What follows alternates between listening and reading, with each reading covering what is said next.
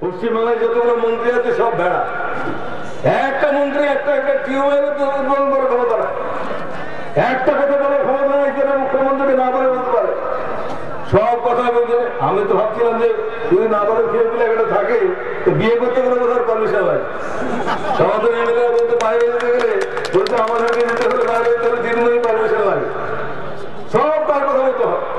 আর উনি এখন চান করে সব পরিবর্তনের নামে বলে আর কিছু হল মানে রং পাল্টিয়ে দাও, সব রং পাল্টিয়ে দাও। বলে রায়গঞ্জ বিল্ডিংয়ে থাকা যাবে না, ওই বাড়ির রংটা হচ্ছে লাল, লাল রঙের সহ্য হয়।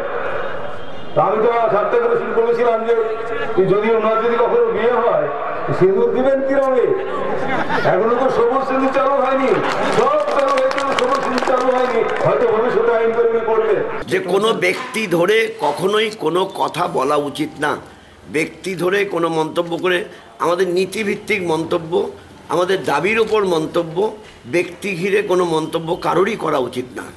এটা ব্যক্তি ঘিরে মন্তব্য না হয় বামপন্থী থেকে করেছেন, দক্ষিণপন্থীরাও করেন, দক্ষিণপন্থীদেরও করা উচিত না।